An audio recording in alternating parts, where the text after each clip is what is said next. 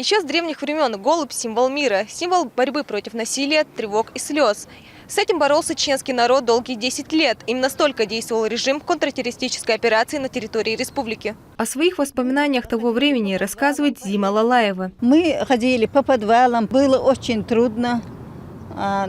Тут уже даже и вспомнить, и говорить очень трудно.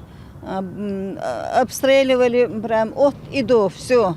Мы по подвалам целые 2-3 месяца, потом выходили, опять война была. Азеза Кавраева, сравнивая те времена с нынешними, благодарит Рамзана Хаджикадырова за грамотное руководство регионом. Именно благодаря этому, по ее словам, Чеченская республика – один из самых процветающих субъектов страны.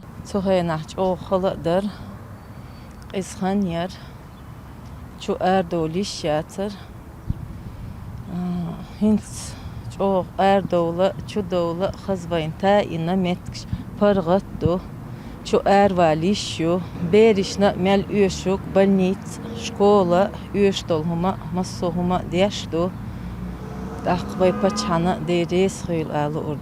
дне, когда на чеченскую землю придет долгожданный мир, мечтал первый президент Чеченской республики, герой России Ахмад Хаджикадыров. Он посвятил свою жизнь, стремясь к объединению народа. Наконец, 16 апреля 2009 года прошло экстренное совещание правительства, где было принято решение об отмене контртеррористической операции. День отмены КТО Угорвай Халханьер из Масанар Хушу и глава Рамзан Ахматовичу Цуэйцун команду ده دعلاقنا إشتو سو بق إحتو بناوي ناقنا برختو يقن حين سوين خز ماجدك شتناوين غال متسيناوين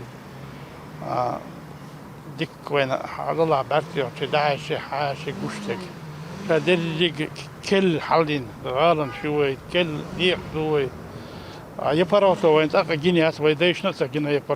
Мы молодое поколение, учимся, в дальнейшем будем работать, развиваться, в общем, делать все на благо республики, чтобы мир процветал и чтобы у нас все было хорошо. Сейчас Чеченская республика развивается семимильными шагами. По всему региону строительный бум. Возводятся важные социальные объекты. Это школы, больницы, детские сады и мечети. А дороги официально считаются одними из лучших в стране. Седа Хасиева, Арбит Чакаев, Ислам Али Султанов. Неделя.